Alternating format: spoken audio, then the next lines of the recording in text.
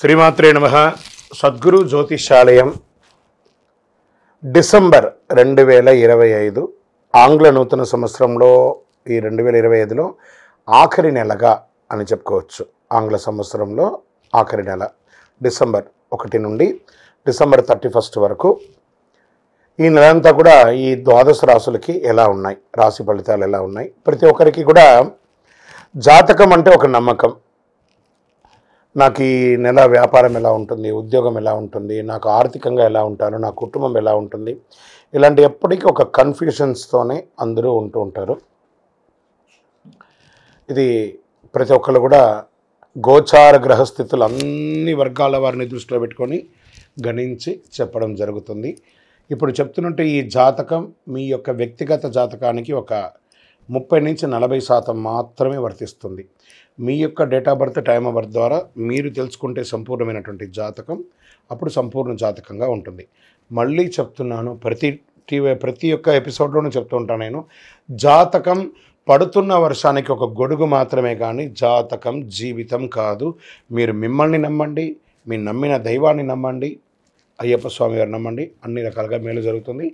మా ఛానల్ ద్వారా చూస్తున్నటువంటి ప్రేక్షక మిత్రులందరికీ కూడా శుభాకాంక్షలు. మీరందరూ కూడా క్షేమంగా ఉండాలని ప్రార్థిస్తున్నాను. మా ఛానల్ ద్వారా చూస్తున్నటువంటి కార్యక్రమాలన్నింటినీ ఒక్కసారి అలా లైక్ చేయండి, సబ్స్క్రైబ్ చేయండి, షేర్ చేయండి. ముందుగా మేషరాశి వారికి, డిసెంబర్ నెల మేషరాశి వారికి ఈ నెల గ్రహ బలాలన్నీ కూడా ఎలా ఉన్నాయని చూసుకుంటే, కుజుడు లగ్నాధిపతిగా ఉన్నాడు, గురువు కొంచెం బలహీనమై ఉన్నాడు, శని మంచి స్థానం నెమ్మదిగా అలా బయలుదేరుతున్న, రాహు 7.5లో ఉంది శని, రాహు 12వ స్థానంలో, శుక్రుడు 7వ ఇంట్లోను, బుధుడు 8వ ఇంట్లోను, సూర్యుడు 8 మరియు 9వ ఇంట్లోనూ ఉన్నారు. మొత్తం గ్రహబల మధ్యస్థంగా ఉందని చెప్పచ్చు. చాలా గొప్పగా ఉంది అనడానికి లేదు, అసలే బాగాలేదని చెప్పడానికి లేదు, మధ్యస్థంగా ఉంది. మరి వ్యాపారస్తులకు ఎలా ఉన్నాయంటే చిన్న చిన్న డీల్స్ చిన్న ఖచ్చితంగా వస్తాయి. డిసెంబర్ 24 తర్వాత వేగం పెరుగుతుంది వ్యాపారంలో. ప్రభుత్వ కాంట్రాక్ట్ సైడ్ నుంచి ఏమైనా ఎంక్వైరీస్ కూడా వచ్చే అవకాశాలు ఉన్నాయి. నెల మొదటి 15 రోజులు కాస్త క్యాష్ ఫ్లో తక్కువగా ఉంటుంది. కొత్త పెట్టుబడి చేస్తే కొంచెం నష్టాలు కూడా వచ్చే అవకాశాలు ఉన్నాయి కాబట్టి పార్ట్నర్షిప్లో కూడా మాటలు ఉంటుంది. 15 డిసెంబర్ వరకు జాగ్రత్త పడండి. ఆర్థికంగా ఎలా ఉంది అని అంటే, డిసెంబర్ 20 తర్వాత మీ బాకీలన్నీ తిరిగి వచ్చే అవకాశాలు ఉంటాయి. అద్దె ఇంటి ఆదాయం కానీ, లేదా కమర్షియల్ ప్రాపర్టీస్ అలాంటిది ఏమైనా ఉంటే దాని నుంచి వచ్చేవి కానీ, లేదా మీరు ఇచ్చేది కానీ అవన్నీ ఉంటుంది. మెడికల్ ట్రావెల్ ఖర్చులు పెరిగే అవకాశాలు ఉన్నాయి. ఫస్ట్ హాఫ్లో డబ్బు అంత నిలవ చేసే అవకాశాలు కనబడట్లేదు, బాగా ఖర్చులు వచ్చే అవకాశాలు ఉన్నాయి. డిసెంబర్ 15 లోపు పెట్టుబడులన్నీ కూడా అవాయిడ్ చేయండి. ఈ రియల్ ఎస్టేట్ వర్క్ వచ్చేటప్పటికీ కొనుగోలు చేసేవారికి మంచి రేట్లు దొరుకుతాయి. పోస్ట్ ఆఫ్ డిసెంబర్ 15 తర్వాత అమ్మకాలు స్లో అయ్యే అవకాశం, డాక్యుమెంటేషన్ అంతా మంచి వెరిఫై చేసుకోండి. ఉద్యోగస్తులకి వచ్చేటప్పటికి ప్రభుత్వ ఉద్యోగులని చెప్తున్నాను, ట్రాన్స్ఫర్స్, కొత్త బాధ్యతల వల్ల ఒత్తిడి పెరిగే అవకాశాలు ఉన్నాయి. డిపార్ట్మెంటల్ ఇష్యూస్ రావచ్చు ఫస్ట్ హాఫ్లో. సెకండ్ హాఫ్లో శని 11వ స్థానంలో, పనుల్లో స్థిరత్వం ఏర్పడుతుంది. పైవారి నుండి మార్గదర్శనం దొరికే అవకాశాలు ఉన్నాయి.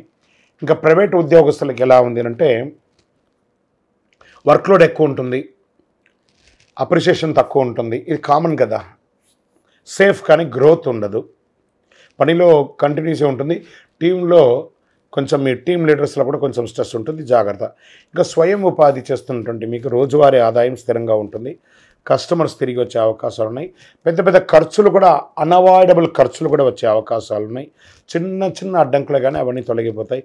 సర్వీస్ సెక్టర్ ఉన్న వాళ్ళకంతా కూడా ఈ నెల క్రౌడ్ పెరుగుతుంది. ఓల్డ్ కస్టమర్స్ ద్వారా మంచి అవకాశాలు రాబోతున్నాయి. సప్లై ఇష్యూస్ కూడా కొంచెం ఉంటాయి, అవి కూడా చూసుకోండి. రోజు ఇన్కంలో అప్ అండ్ డౌన్స్ ఉంటూ ఉంటాయి. ఓకే. రాజకీయ రంగంలో ప్రజల్లో మీ యొక్క ప్రజాక్షేత్రంలో ఉండేటప్పటికీ కాస్త ఒడిదుడుకులు వచ్చే అవకాశాలు ఉన్నాయి. ప్రమాదాలు లేవు కానీ మీరు మాట్లాడేటప్పుడు కరెక్ట్గా మాట్లాడండి. విద్యార్థులు చాలా హార్డ్ వర్క్ చేయాలి. కాన్సన్ట్రేషన్ తక్కువ అవుతూ ఉంటుంది. డిస్ట్రాక్షన్ ఎక్కువ అయ్యే అవకాశాలు ఉన్నాయి. కాంపిటేటివ్ ఎగ్జామ్స్కి చాలా హార్డ్ వర్క్ చేసి మీరు చదవాల్సినటువంటి సమయం. ఇంకా విదేశాల్లో ఉద్యోగం చేసే వాళ్ళకి, చదువుకున్నటువంటి వారికి పేపర్ వర్క్స్ అంతా కూడా బాగానే జరుగుతుంది. ఫ్లైట్ ట్రావెల్ పోస్ట్పోన్ అయ్యే అవకాశాలు కూడా కనబడుతూ ఉంటాయి. జాబ్ వీసా కాస్త ఆలస్యం అయ్యే అవకాశాలు. ఓవరాల్ మిశ్రమంగా ఉంది విదేశాల్లో ఉన్న వాళ్ళకి. ఇంకా కుటుంబంలో తీసుకుంటే ఎల్డర్స్ ఎవరైనా పెద్దవాళ్ళు ఉంటే వాళ్ళ యొక్క ఆరోగ్యం పట్ల కొంచెం జాగ్రత్త వహించాలి. చిన్న తగువులు వచ్చే అవకాశాలు ఉంటాయి. తర్వాత ఇంట్లో నెల ద్వితీయంలో శాంతిగా ఉంటుంది. ఇంకా ప్రేమికుల విషయంలో మాత్రం కాస్త జాగ్రత్త, మాట పట్టింపులు ఎక్కువ ఉంటుంది. ఒకళ్ళ పట్ల ఒకళ్ళ అవిశ్వాసం అయ్యే అవకాశాలు ఉన్నాయి. ఒకవేళ బాగా విశ్వాసం ఉన్నా కూడా పెద్దవాళ్ళతో చెప్పి వివాహం చేసుకోండి, తొందరపడి నిర్ణయాలు తీసుకోకండి. ఇంకా కుటుంబ సభ్యుల మధ్యలో ఆర్గ్యుమెంట్స్ ఎక్కువ వచ్చే అవకాశాలు ఉన్నాయి. అన్నదమ్ములు, అక్క చెల్లెలు, భార్యాభర్తల మధ్య కూర్చొని మాట్లాడండి. ఏ విధమైనటువంటిదన్నా కూడాను కొంచెం టెన్షన్స్గానే ఉంటుంది ఒక్కొక్కసారి అని కూడా చెప్పచ్చు.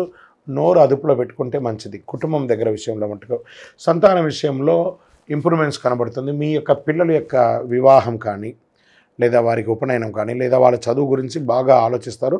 వాళ్ళ కోసం ఇన్వెస్ట్మెంట్ కూడా చేస్తారు. ఇంకా హెల్త్, అన్నిటికంటే ముందు హెల్త్. ఇంకా బీపీ, చెస్ట్, ఈ యొక్క ఛాతీ దగ్గర ఒక మంట లాంటిది, అసిడిటీ వచ్చే అవకాశాలు ఉన్నాయి. చిన్న చిన్న గాయాలు ఏర్పడే అవకాశాలు ఉంటాయి. జాగ్రత్త పడండి. డిసెంబర్ 24 తర్వాత ఆరోగ్యం కుదుటపడుతుందని కూడా చెప్పచ్చు.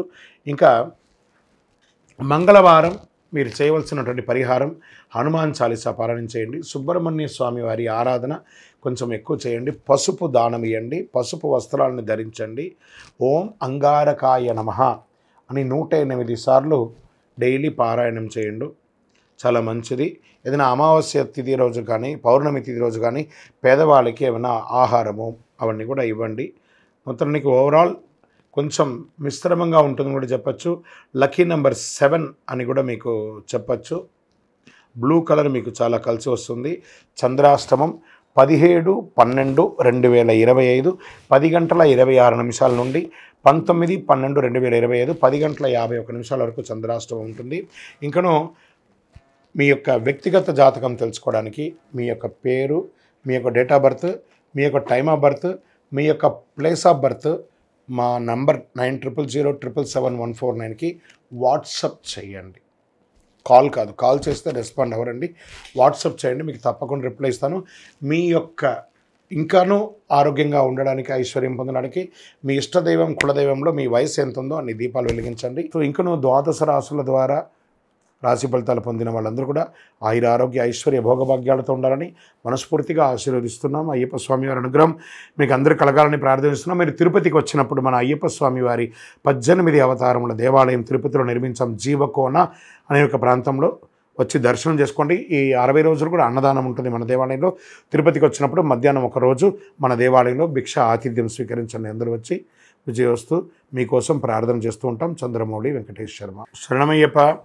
అయ్యప్ప భక్తులందరికీ కూడా ఈరోజు ఒక విశేషమైనటువంటి మెసేజ్తో రావాలని ముందుకు వచ్చాము. రానున్న డిసెంబర్ 1వ తారీఖున తెలంగాణలోని అద్భుతమైనటువంటి క్షేత్రమైనటువంటి లక్ష్మీ నరసింహస్వామి క్షేత్రం యాదగిరిగుట్ట నరసింహస్వామి వారి యొక్క దేవాలయంలో స్వాతి నక్షత్రం అనమాట. ఆ రోజు ఉభయ తెలుగు రాష్ట్రాల్లో ఉన్న వాళ్ళందరూ కూడా చాలా గొప్పగా చూసే తెలంగాణ యొక్క వైకుంఠం అని కూడా చెప్పే యాదగిరిగుట్టలో స్వాతి నక్షత్రం రోజు ఉదయం 5 గంటలకు వైకుంఠం మెట్ల దగ్గర నుంచి గిరి ప్రదక్షిణం అనేది జరగబడుతుంది. ప్రత్యేకించి అయ్యప్పల కోసమే ఆ రోజు యాదగిరిగుట్ట దేవస్థానం వారు, తెలంగాణ ప్రభుత్వం వారు కూడా చాలా గొప్పగా ఏర్పాటు చేస్తున్నారు. స్వాతి నక్షత్రం రోజు దేవాలయం గిరి ప్రదక్షిణం చేయడము, ఆ గిరి ప్రదక్షిణం అయిన తర్వాత పైన ఆ యొక్క గర్భాలయ దర్శనాన్ని అందరికీ కూడా ఏర్పాటు చేయడము, స్వామివారి యొక్క లడ్డు ప్రసాదాన్ని కూడా ఇవ్వడము. ఈ ప్రక్రియ అంతా కూడా ఉదయం 5 నుంచి 7 గంటల లోపే ఉంటుందన్నమాట. మధ్యలో జాయిన్ అవ్వడం ఉండదు. 5-5:30కు నడవడం మొదలుపెట్టేస్తారు. వేల జనాలు వస్తారు. ముందు ఆ వైకుంఠం మెట్ల దగ్గర ముందు స్వామివారి యొక్క నామస్మరణ ముగించుకుంటూ చక్కగా చేయడం. స్వాతి నక్షత్రం రోజు ఎవరైతే ఆ గిరి ప్రదక్షిణం చేస్తారో వారికి ఏ విధమైనటువంటి నరదృష్టి ఉన్నా పోతుంది. ఒకటి, ఏ విధమైనటువంటి ఆర్థికమైనటువంటి మానసికమైనటువంటి కుటుంబ సమస్యలు ఏదైనా ఉన్నా కూడా తొలగుతుంది. గర్భదోషం ఉన్నా కూడా సంతానం లేని వారికి ఇది తొలగుతుంది. వివాహం కాని వారికి ఎన్నో రకాలుగా ఇబ్బంది ఉన్న వాళ్ళకి తొలగుతుంది. గిరి ప్రదక్షిణం ఆ యొక్క లక్ష్మీ నరసింహుడు, యోగ నరసింహుడు, ధ్యాన నరసింహుడు, ఇలా గండబేరుండ నరసింహస్వామి, ఇంతమంది పంచ నరసింహులు ఉన్నటువంటి ఒక గొప్ప క్షేత్రం అది, స్వయంభూ క్షేత్రం.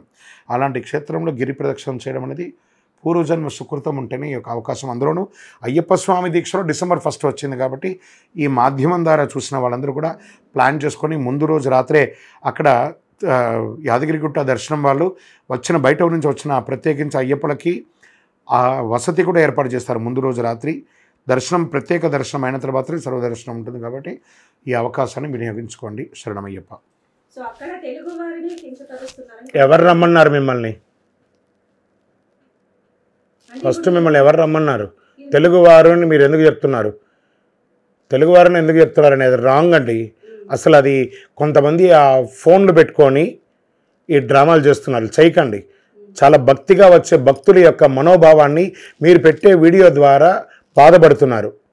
ఒకటి గుర్తుపెట్టుకుందాం, మన ఇంటికి ఒక ఫంక్షన్కి పిలిచామంటే ఆ ఫంక్షన్లో ఒక 50 మందిని అకామిడేట్ చేయగలుగుతాం అనుకోండి. అక్కడ 500 మంది వస్తే మీరు ఏం చేస్తారు? మీరు ఒక ఇంటి యజమానిగా ఉంటే శబరిమలకి ఎవరు ఎక్కడి నుంచి వస్తున్నారు, ఎంతమంది వస్తున్నారని అన్ప్రిడిక్టబుల్. వాస్తవానికి బాగా గుర్తుపెట్టుకోవాలి. ఆ ఒకళ్ళిద్దరూ 10 గంటలు 18 గంటలు క్యూలో నిలబడి తెలుగువారు అంటే ఇష్టపడ కేరళ ప్రభుత్వానికి అదే పనే, తెలుగువారిని కించపరచడం వాళ్ళ పనే. అయితే తెలుగు తమిళ్ భాష ఇది విభేదం చేస్తున్నారని మనలో ఉన్నటువంటి కొంతమంది వాళ్ళు మీడియా ఫోకస్ అవ్వడానికి కోసం తెలుగువారు తమిళ వారు అని చెప్పి ఫోకస్ చేస్తున్నారు. ఇలాంటి మాటలు, ఇలాంటి వీడియోలు పెట్టకండి. అలాంటి వీడియోని ఖండించి బ్లాక్ చేయండి. చాలా తప్పు.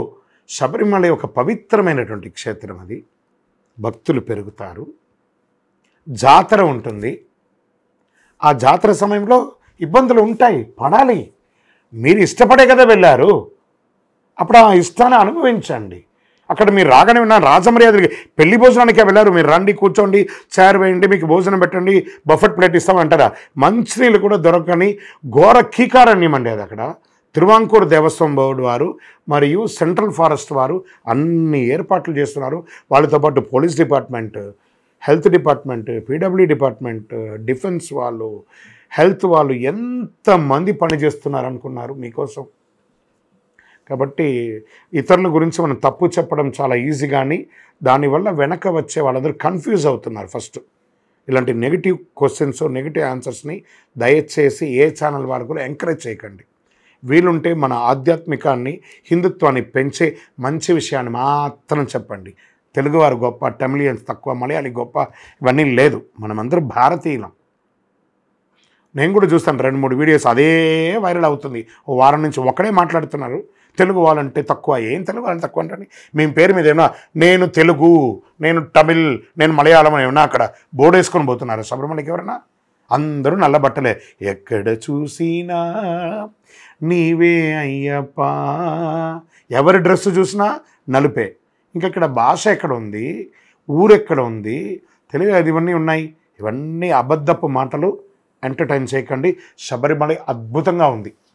స్వామివారు మీకోసం ఎదురు చూస్తున్నారు చిరునవ్వుతో, అనుగ్రహంతో. సంతోషంగా వెళ్ళిరండి. దర్శనం కూడా జరుగుతుంది. శరణమయ్యప్ప.